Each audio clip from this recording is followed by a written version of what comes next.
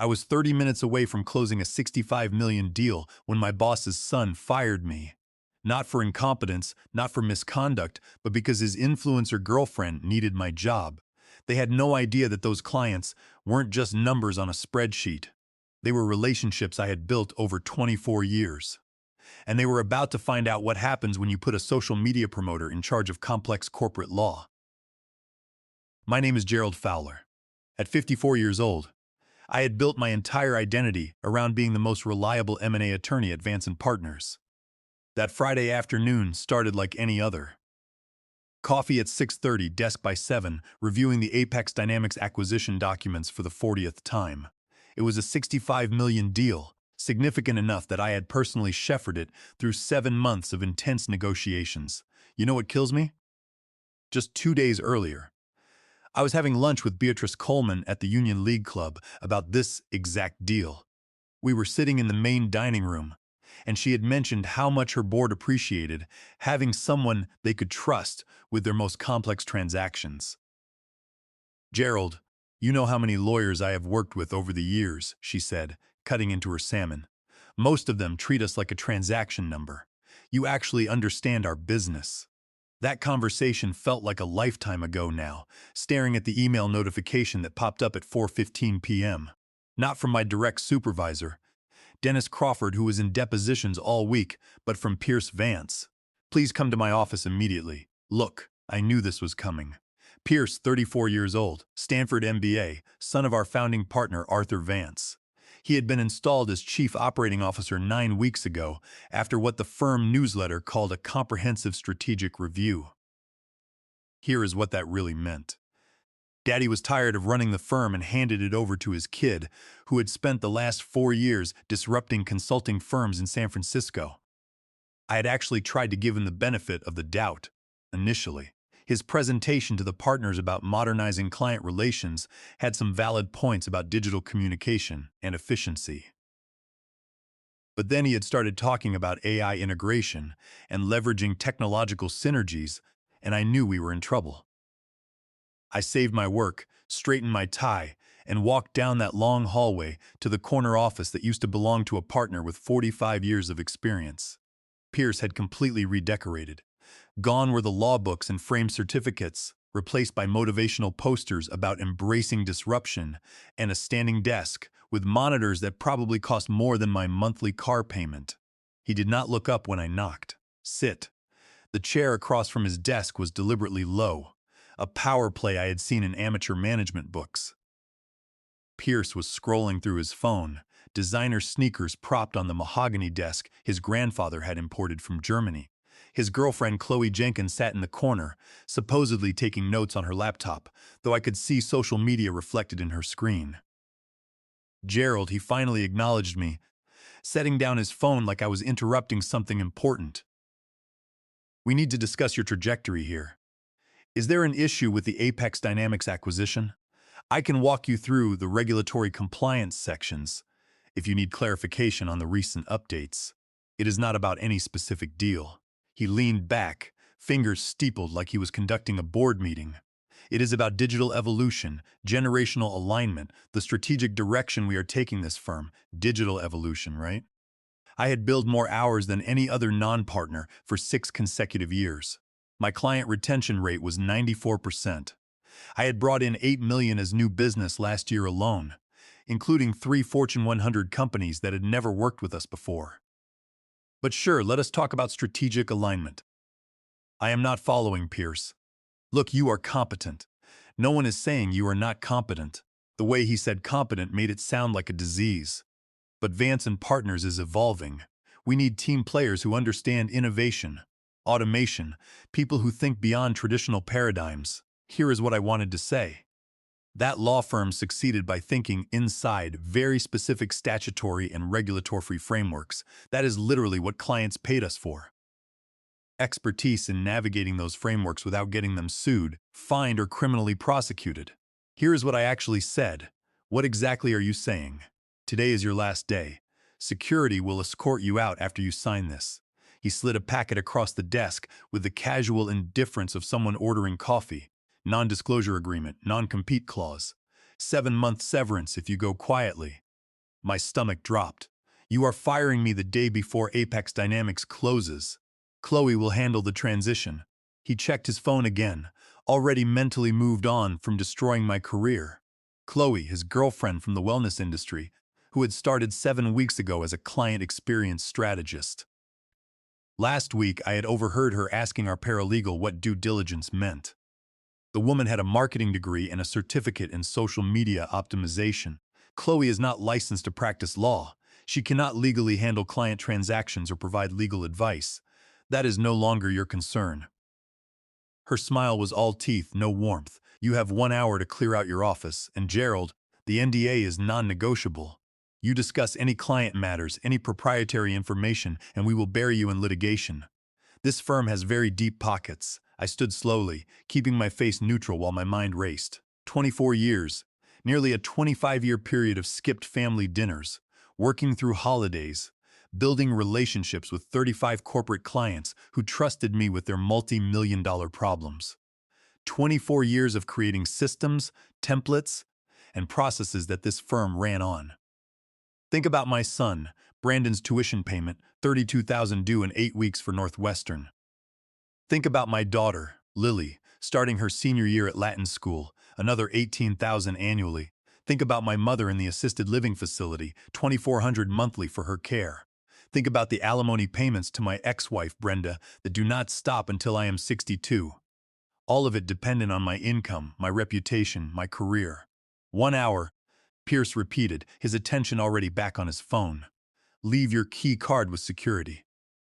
I walked back to my office in a daze. Through the glass walls, I could see my colleagues avoiding eye contact. Word traveled at light speed in law firms. I was toxic now, radioactive. 1 hour to pack up 24 years. I pulled out my personal laptop, the one I had used for late-night work when the firm's ancient systems crashed. My personal phone with numbers I had accumulated over decades of client relationships. My handwritten notes, the kind of institutional knowledge that could not be digitized. My reference books with margin notes from hundreds of deals. My coffee mug that said, "World's okayest dad," a Father's Day gift from Lily when she was 13. Here is what they could not pack into boxes. The relationships I had built. The personal cell numbers in my phone. The trust earned through countless hours of meticulous work. The industry knowledge accumulated over nearly 25 years of M&A deals, regulatory compliance, and crisis management. As security watched me fill bankers' boxes, I thought about Beatrice Coleman, about how their CEO had specifically requested me after I had saved them from a catastrophic regulatory violation 4 years ago, about how she had invited me to her daughter's wedding last summer, about how she had no idea that Monday, her $65 million acquisition, would be handled by someone whose biggest legal experience was reading wellness blog posts about contract optimization. I signed the papers, took my boxes, handed over my key card. But as I walked out of Vance & Partners for the last time, past the marble lobby and the commissioned portraits of 3 generations of Vance lawyers, I was not thinking about what I had lost. I was thinking about what they had forgotten I still had.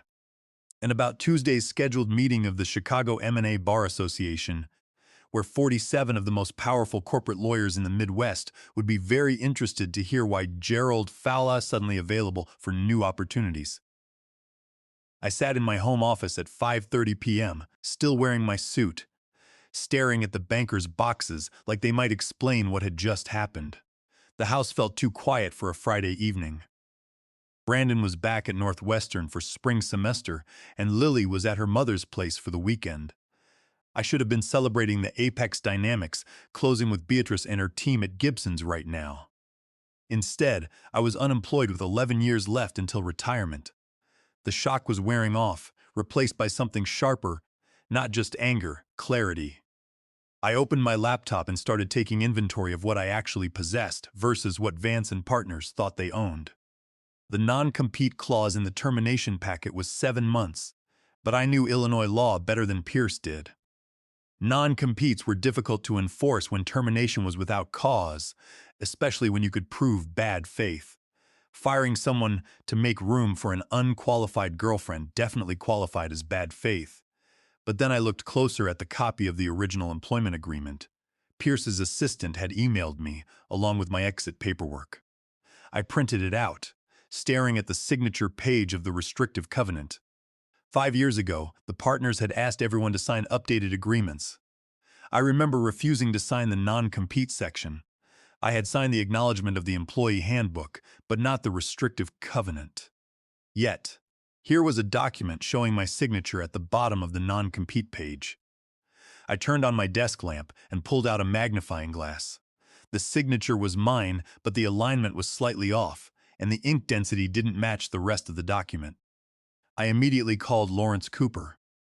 Lawrence was 65 years old, a senior partner at Cooper & Associates, the premier boutique corporate law firm downtown. We had battled each other in negotiations for 20 years, and we had always maintained a deep mutual respect. "Gerald, I heard the news," Lawrence said, his deep voice carrying the calm of someone who had seen everything. "I was about to call you. Dennis Crawford told me what happened. Dennis was a good guy, but he was trapped in that firm." "Lawrence, I need a favor," I said. "I need you to recommend a forensic document examiner. I think Pierce Vance forged my signature on a non-compete." Lawrence didn't hesitate. "Come to my office tomorrow morning at 9. I will have Dr. Alan Mercer there. Mercer is the best in the Midwest. He does work for the federal courts." Saturday morning, I walked into Cooper & Associates offices in the Leo Burnett building. The atmosphere was a stark contrast to Vance & Partners. There were no marble waterfalls, just dark wood bookshelves packed with actual law volumes and lawyers who looked focused rather than terrified. Dr. Mercer was already there, setting up a high-powered digital microscope and a spectral comparator on Lawrence's conference table. I handed him the printed copy of the agreement and my laptop, which contained the digital PDF Pierce's office had sent. Dr. Mercer worked in silence for 2 hours, analyzing the pixel structure of the digital document and the metadata. Finally, he looked up, removing his glasses. "It is a digital composite," Dr. Mercer announced. "The signature on the non-compete was scanned from a timesheet you submitted on December 12, 2019. The digital artifacting on the signature block shows a mismatch in resolution. The metadata of the PDF shows it was modified 6 days ago by an administrator using Pierce Vance's credentials." Lawrence leaned forward, a grim smile on his face. "Forgery," he said. "Under Illinois compiled statute 720 ILCS 517-3, that is a Class 3 felony. And under California law, since the firm's partnership agreement is registered in San Francisco, California Penal Code Section 470 applies as well. But more importantly for us, Gerald, what does this mean for the contract?" I answered immediately, the legal principles clear in my mind. The doctrine of void ab initio. A contract containing a forged signature is void from its inception. It is not merely voidable, it is legally non-existent. It has no force, no validity, and cannot be ratified. The non-compete is dead. Pierce tried to construct a cage for me, but he built it with forged steel. Lawrence stood up and shook my hand. "Welcome to Cooper & Associates, Gerald. We have been trying to get you for a decade. Here is the deal. Senior counsel position. This keeps you clear of immediate partner liability while we sort this out, but you will have a 65-35 fee split on all business you manage. Full malpractice coverage, and our litigation department will handle Vance & Partners if they try to enforce this forged piece of paper. But we need to play this smart. We don't file anything yet. You take a 30-day transition period. No active client solicitation. We show absolute good faith. Let Pierce think he has won. Let him think you are sitting at home, broken and afraid of his legal threats. During these 30 days, we let the market react to your absence." I agreed. I needed those 30 days to prepare, to organize my personal databases, and to let the news of my departure settle. I spent the next month working from my home office, updating my professional profiles and preparing my own materials. But I wasn't just resting. I was waiting for the inevitable phone calls. I knew that without my guidance, the complex transactions I had managed for years would begin to fall apart. And I knew that Pierce and Chloe had no idea what they were actually doing. The trap was set, and Pierce had walked right into it, carrying a forged contract that would ultimately be his undoing. I spent my evenings dining with my kids, Brandon and Lily, reassuring them that everything was going to be fine. Brandon was worried about his Northwestern tuition, but I told him I had it covered. Lily was focused on her college applications, and I wanted to be there for her without the distraction of 80-hour work weeks. For the first time in 24 years, I was home for dinner every night. But my mind was focused on the battlefield, waiting for the first signs of the collapse at Vance and Partners. The first sign of the collapse came on Tuesday of week 2. Evelyn Bennett, the general counsel of Great Lakes Ventures, called my personal phone at 7:15 a.m. I was sitting on my deck with a cup of coffee, enjoying the morning quiet. "Gerald," she said, her voice strained, "I know you are no longer with Vance and Partners, and I know you probably cannot discuss details, but we are in a massive bind. I need to know if you can point me in the right direction." "What is the issue, Evelyn?" I asked, keeping my tone professional. "We just received a formal compliance notice from the SEC," she explained. "It is regarding our subsidiary disclosures. Last week, Chloe Jenkins sent us a standard response template that she said was generated by their new compliance software. She told us it was standard procedure, but the SEC just rejected it and is threatening a $3.8 million penalty for non-compliance. They claim we failed to address the new subsidiary disclosure regulations that went into effect last quarter. I knew those regulations inside and out. I had spent 3 months studying the SEC updates and had built a custom compliance tracking system for Great Lakes Ventures. That tracking system was in my personal cloud, not on the Vance and Partners servers. "Evelyn," I said, "I cannot give you legal advice as a representative of Vance and Partners. But as a colleague, I can tell you that the SEC's new rules require a detailed disclosure of all offshore entities, even inactive ones. A boilerplate template will not work. You have 9 days left to file a corrected disclosure, or the fines will start compounding daily." "Can you recommend someone to handle this?" Evelyn asked. "We don't trust Chloe. She doesn't seem to understand the difference between an SEC filing and a marketing brochure." I suggested she contact Lawrence Cooper at Cooper & Associates. I told her that Lawrence had a team of top-tier securities lawyers who could jump on it immediately. I did not mention that I was working with them. 2 days later, Keith Henderson from Heartland Manufacturing called. His situation was even worse. Chloe had overseen their state environmental compliance filing. She had missed a recent amendment to the Illinois Environmental Protection Act regarding industrial runoff disclosures. Heartland was now facing a shutdown order for their main processing plant and a $2.5 million regulatory fine. Keith was in a panic. "Gerald, we have worked together for 14 years, Keith said. You know our operations. This filing is a disaster. It looks like it was written by an automated program that doesn't know the difference between steel manufacturing and agriculture." I told Keith the same thing.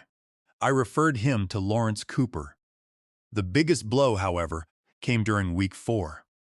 Beatrice Coleman, the CEO of Apex Dynamics, called me on a Friday afternoon. The $65 million acquisition of TechFlow Industries had closed the previous Monday. But Beatrice was not celebrating. "Gerald, we have a catastrophic situation," Beatrice said, her voice cold with anger. "The transaction closed, but the FTC just flagged a major antitrust disclosure issue. It turns out there was a new FTC notification threshold that went into effect 4 months ago. Your former firm missed it completely.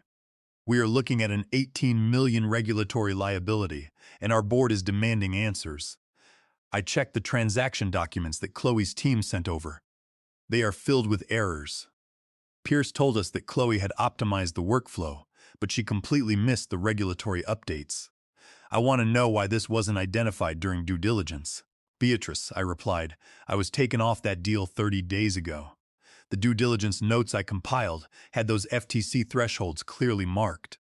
I had prepared the necessary disclosures, but those files were on my personal laptop and my private storage, which I was not allowed to access after I was escorted out. Pierce and Chloe refused to let me hand over the files properly. They insisted their software had everything under control." Beatrice was silent for a long moment. "So Pierce fired you, replaced you with his unqualified girlfriend, and she missed an $18 million liability on our closing." "Exactly," I said. Beatrice let out a long breath. "Gerald, our representation agreement with Vance and Partners has a 30-day termination clause. I am terminating them today. I want you to handle this. I don't care where you are. If you are at a new firm, we are moving our business there." I told Beatrice that my 30-day restriction period ended on Monday. I told her that I would be joining Cooper and Associates as senior counsel and that we would be ready to take over Apex Dynamica's representation immediately. We will file a corrective FTC disclosure on Tuesday, I assured her. I know exactly where the errors are, and we can mitigate the liability. Before the board meeting, by the end of my 30-day transition period, 9 of my largest corporate clients had terminated their representation with Vance and Partners and had contacted Cooper and Associates.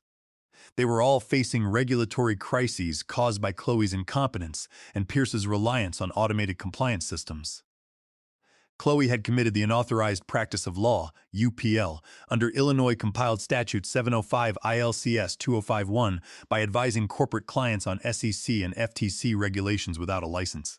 This wasn't just negligence, it was illegal, and Pierce had allowed it to happen to save money and promote his girlfriend. The storm was gathering, and Vance and Partners was right in its path. On Monday morning of week 5, I officially walked into Cooper and Associates as senior counsel. My transition period was over and the gloves were off. By 10 a.m., we had received the formal termination notices from 28 of Vance and Partners' largest clients. They were all moving their active files to Cooper and Associates. The total value of the business transitioning was approximately $12 million in annual billings. It was a massive blow to Vance and Partners, representing nearly 60% of their corporate department's revenue. By 2 p.m., my assistant handed me a delivery. It was a formal cease and desist letter from Pierce Vance's legal team. The letter accused me of violating my non-compete agreement, violating my non-disclosure agreement, and tortious interference with business relations. They threatened to file a $5 million lawsuit against me and Cooper and Associates if I did not immediately cease representing their former clients.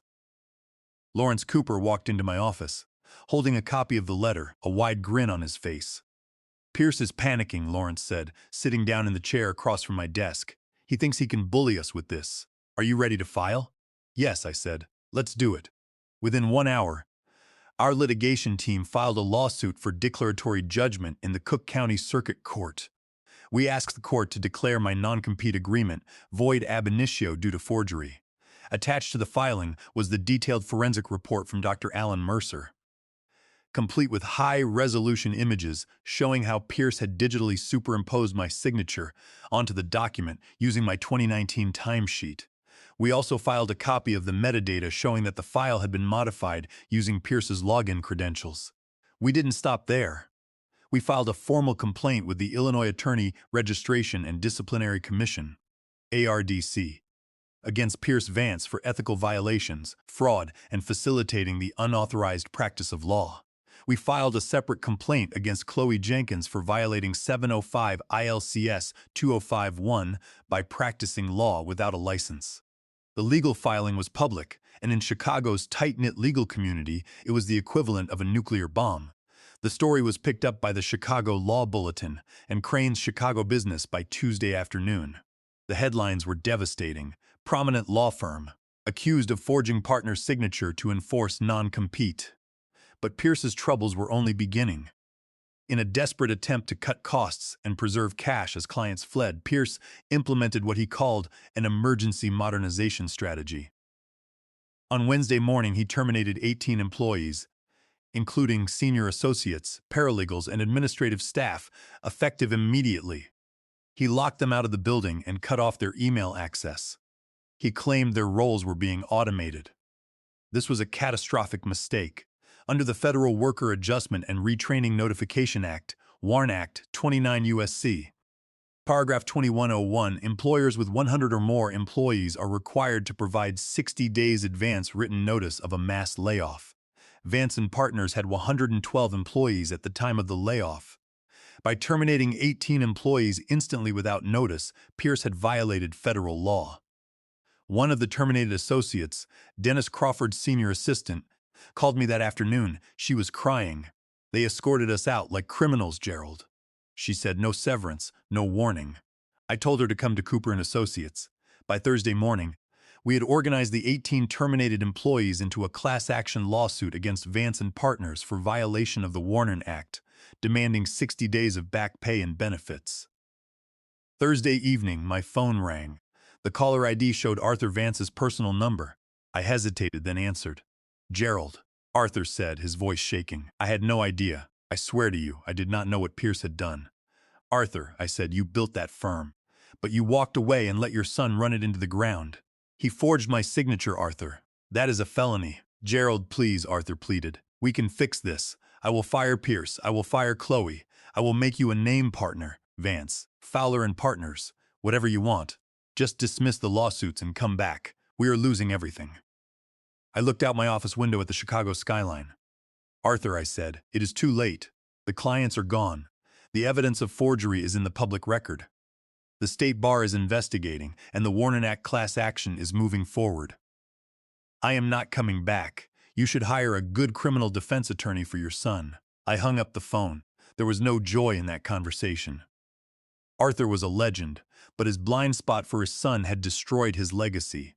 The firm was crumbling, and Pierce was about to face the consequences of his actions in a court of law. 12 weeks after Pierce Vance escorted me out of my office. Vance and Partners filed for Chapter 11 bankruptcy protection. The filing was the final chapter in a rapid and humiliating collapse. The firm had lost 28 of its 35 major corporate clients, representing 80% of its revenue in less than 3 months. The malpractice lawsuits filed by Apex Dynamics, Great Lakes Ventures, and Heartland Manufacturing over Chloe's incompetent filings totaled over $28 million in damages. The class action Warren Act lawsuit had been decided in favor of the employees, resulting in a $1.2 million judgment for back pay and benefits. And the ARDC had suspended Pierce's law license pending disbarment proceedings. I stood in the conference room at Cooper & Associates, watching the local news on the television. The reporter was standing outside the federal courthouse. Vance and Partners, a 48-year-old pillar of the Chicago legal community, has filed for emergency reorganization, the reporter announced.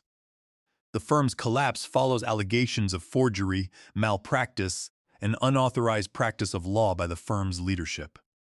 The camera showed Pierce Vance walking down the courthouse steps, flanked by security. He looked thin, his face pale, his expensive designer suit looking oversized and wrinkled.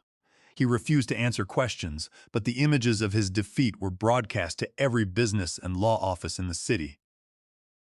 1 month later, the bankruptcy court ordered the liquidation of Vance and Partners' assets. The marble lobby was dismantled, the artwork sold off, and the lease on their expensive office space terminated. The Vance building now has a new name on the facade, occupied by a growing technology firm that actually understands innovation. 6 months after the bankruptcy filing, I was named a senior partner at Cooper & Associates. The transition of my 28 clients was complete, and our corporate department had grown by 40% to handle the new business. Dennis Crawford had joined us as a partner, bringing his team of paralegals and associates who had been displaced by the collapse. We had built a department based on competence, reliability, and trust. My personal life was finally back in order.